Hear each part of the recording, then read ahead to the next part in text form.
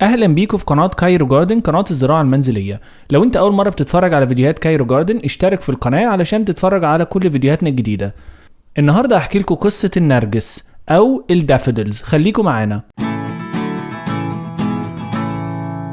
ده عباد الشمس اللي كنت زرعه في الشاليه البيج دي. قررت ازرع فيه الدافودلز او النرجس.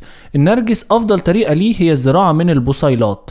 اتكلمت قبل كده على البصيلات دي زي البذور، بس بتبقى اسرع شويه من البذور لان البذور بتاخد وقت. دي البصيلات اللي انا جبتها وبدات زراعتها في شهر 9 او شهر سبتمبر. حطيتها في الارض، جهزت اول حاجه الشاليه دي بعد ما كان فيها عباد الشمس. قطعت عباد الشمس وقلبت التربه وفضيت كتير من التربه وحطيت تربه جديده كويسه جدا، وبدات احط البصيلات بالشكل اللي انتوا شايفينه ده. بدأت ارصهم زي ما انتم شايفين كده بالطريقة دي، بس بضغط عليهم وبعد كده بس بحط شوية تراب فوقيها وخلاص.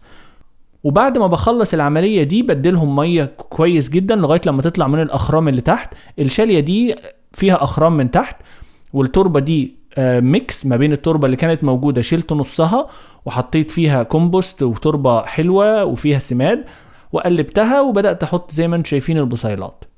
بدأ ظهور أول ورق أخضر، أو مش ورق، حتى شكل الأخضر زي ما انتم شايفين كده. بعدها بالظبط ب3 شهور، يعني على أول يناير. الفيديو ده كان في أول يناير، وبعد كده بقى بتبدأ العملية بتتسرع شوية على حسب الجو لغاية لما بيتكون الوردة الصغيرة أو زي ما انتم شايفين كده الراس بتاعة الوردة.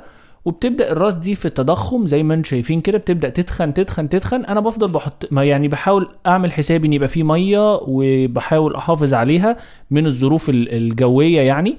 وبتبدا زي ما انتم شايفين كده تتكون الزهور واحده واحده. ودي المرحله اللي هي قبل ما الزهور تتفتح، بيبان الزهور وبتبدا بقى على طول العمليه بتتسرع، كل كمان لما يبقى فيه شمس بتساعد اكتر. وبعد كده على طول بتبدا تظهر الزهور. الزهور دي ليها ريحة، وريحة النرجس رائعة جدا وجميلة. وزي ما انتم شايفين بتتفتح بعد كده الزهور وبيبقى شكلها اكتر من رائع. ده الصورة او الفيديو ده اللي انتم شايفينه في اول فبراير، يعني العملية كلها خدت 5 شهور. عنايتها مش كتيرة خالص، بالذات لما تزرع من البصيلات تقدر تجيبها من اي محل للادوات الزراعية، او لو تعرف حد بيعرف يجيب البصيلات من بره وهو مسافر او حاجة يجيب لك البصيلات دي.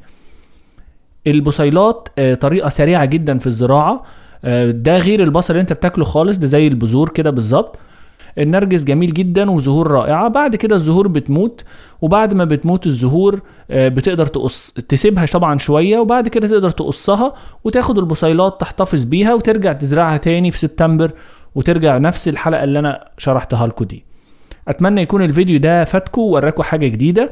لو لسه ما اشتركتش في قناه كايرو جاردن اشترك علشان يوصلك كل فيديوهاتنا الجديده، وما تنساش تتابعني على انستجرام كايرو جاردن او على فيسبوك كايرو جاردن. شكرا واشوفكم في الحلقه الجايه من كايرو جاردن. ما تنساش تعمل لايك وشير للفيديو. مع السلامه.